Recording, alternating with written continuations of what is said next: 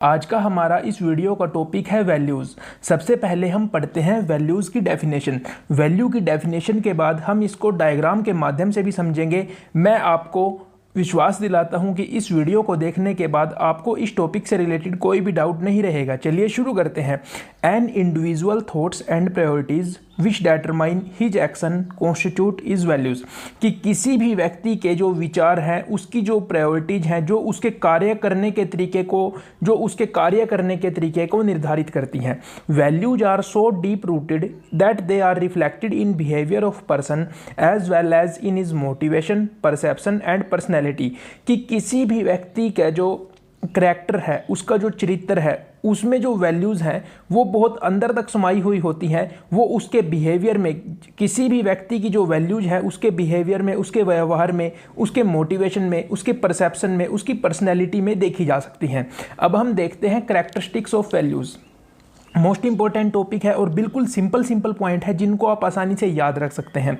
Satisfying responses, learned responses, मतलब क्या है कि जो वैल्यूज़ हैं उनको सीखा भी जा सकता है। Inculcated, social phenomena, part of a culture. ये तो बिल्कुल सिंपल पॉइंट है कि पार्ट ऑफ अ कल्चर का मतलब क्या है कि जो वैल्यूज होती हैं वो कल्चर का भी पार्ट होती हैं। हम जिस तरह के समाज में रहते हैं, हम वहाँ से भी कुछ वैल्यूज़ को ग्रहण करते हैं। कैन चेंज आल्सो, कि वैल्यू जो है उनको चेंज भी किया जा सकता है। मान लीजिए अब कोई व्यक्ति है वो डिसहोनेस्ट है, मतलब ईमानदार नहीं है, तो अब आप कहेंगे ये कैसी वैल्यू हुई? तो हम बोलेंगे values can be negative also, कि किसी भी जो व्यक्ति है उसकी जो वैल्यू है वो पॉजिटिव भी हो सकती हैं और नेगेटिव भी हो सकती है।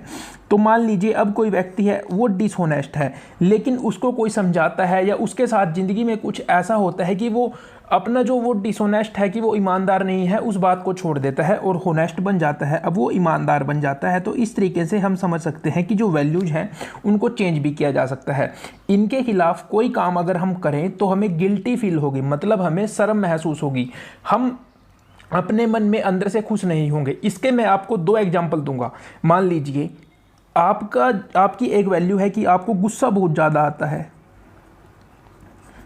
एंगर, और आप किसी मीटिंग में गए या आप अपने किसी रिश्तेदार के पास बैठे हैं। हाँ, बिल्कुल सिंपल सा एग्जाम्पल कि आप बहुत ज़्यादा गुस्से वाले हैं और आपके घर में रिश्तेदार के बच्चे आ गए और वो आपके घर आके बहुत शरारत कर रहे हैं। अब आप उनके माता पिता के सामने तो आप उसको डांट नहीं सकते, लेकिन आपका मन है, आप अंदर से बहुत ज़्यादा गुस्सा है कि मैं इसको डांटूंगा। आप उसको डांटना चाहते हैं लेकिन आप डांट नहीं पा रहे। तो वो क्या है कि हमारी जो वैल्यू है उसमें एंगर है, लेकिन हम अपनी वैल्यू के खिलाफ काम कर रहे हैं। हम मन में सोच रहे हैं कि अगर बेटा तेरे माता पिता या तेरे पापा मम्मी तेरे साथ नहीं होते तो फिर बताता मैं तेरे को। तो अगर हम अपनी वैल्यू के खिलाफ काम कर रहे हैं तो हमें गिल्ट महसूस हो रही है। अब एक और एग्जाम्पल आप इसका लीजिए। बिल्कुल जो दूसरा एग्जाम्पल है वो भी अच्छा एग्जाम्पल है कि मान लीजिए आपकी वैल्यू में है कि आप सच बोलते हैं, आप हमेशा सच बोलते हैं। अब कोई ऐसी बात हो गई, आपको वहाँ पे झूठ बोलना पड़ गया, तो आप अंदर से सही नहीं रहेंगे, मतलब आपका मन आपको ही कोसता रहेगा, आपका मन आपको बार बार कहता रहेगा कि भाई आज तो तूने बहुत गलत काम कर दिया, तो आज तक हमेशा सच बोला लेकिन आज तुझे झूठ बोलने की आवश्यकता पड़ गई। तो मतलब अगर आप अपनी वैल्यू के खिलाफ काम करेंगे तो आप संतुष्ट नहीं हो पाओगे। फिर है हियरार्की और फिर है values can not be seen. अब आप कहेंगे ये क्या बात हुई, values can not be seen? जी हाँ, क्या आपने अपनी वैल्यू को देखा है? होनेस्टी एक वैल्यू है, किसी ने देखी है होनेस्टी कैसी होती है? सच बोलना एक वैल्यू है, किसी ने देखा है सच क्या होता है? और बताइए, अगर आपके मन में करुणा है, ये एक वैल्यू है। आप काइंड हार्टेड हैं, किसी ने देखा है आपके दयालुपन को? किसी ने देखा है? जी नहीं। तो अब आप कहेंगे फिर किसी की जो वैल्यू है उसको देखा नहीं जा सकता, वो अमूर्त होती हैं, लेकिन उनको व्यक्त किया जा सकता है।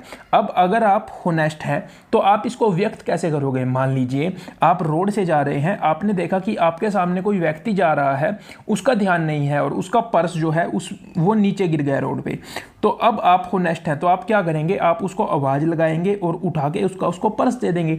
तो आप जो अपनी वैल्यू है, आपकी एक वैल्यू है होनेस्टी, आप उसको दिखाएंगे। कैसे दिखाएंगे? किसी व्यक्ति का पर्स लौटाकर। तो ये हो गई जी हमारी जो की वैल्यू है, उनको हम देख नहीं सकते। अब जैसे डायग्राम के माध्यम से हम समझ सकते हैं वैल्यूज़ के टॉपिक को किस तरह से। मान लीजिए ये देखिए भाई, एक छोटी सी दीवार है, और दीवार भी कितनी छोटी की हमने एक पेज पे बिल्कुल छोटे से कोने में ही दीवार को बना दिया। तो कोई भी दीवार है वो बनती है ईंटों से, ठीक है। एग्जाम्पल लीजिए, अच्छा एग्जाम्पल है, ईंटों से ये दीवार है।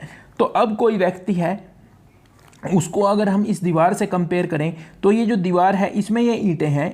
इन ईंटों में एक ईंट का नाम हो गया होनेस्टी, एक का नाम क्या हो गया पंचुअल, कि व्यक्ति समय का पाबंद है।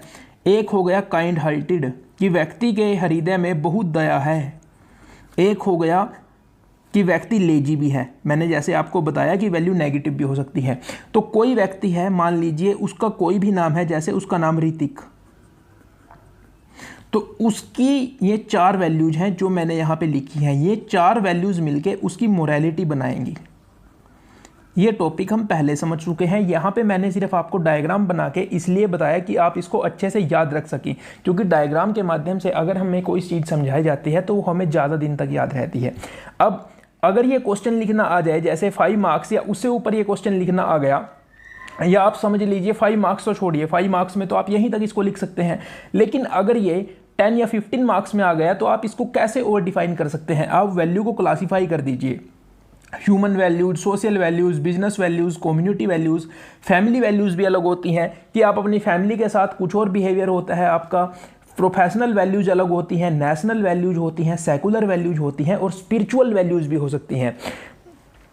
तो अब आप मार्क्स के हिसाब से इनको आगे थोड़ा थोड़ा डिफाइन कर सकते हैं। फिर इंपॉर्टेंस ऑफ वैल्यूज़ को आप किस तरह से डिफाइन करेंगे कि जो वैल्यूज़ हैं effect individual thoughts and action, की जो भी किसी व्यक्ति की वैल्यूज होती हैं उनसे उस व्यक्ति के विचार और एक्शंस, जो जिस तरह से वो कार्य करता है उन पे फर्क पड़ता है। इन्फ्लुएंस एम्प्लॉय मोटिवेशन, अगर हम ऑफिस के तौर पे बात करें तो जो वैल्यूज होती हैं वो एम्प्लॉय है जो उसको मोटिवेशन पे उसके प्रभाव डालती हैं। Relate to belief system, forms basis for identity, influence attitude and behaviour, की जो वैल्यूज़ हैं वो एटीट्यूड और बिहेवियर को भी प्रभावित करती हैं। किसी भी व्यक्ति का जो एटीट्यूड होता है और उस व्यक्ति का जो बिहेवियर होता है वो उसकी वैल्यूज़ के अकॉर्डिंग होता है।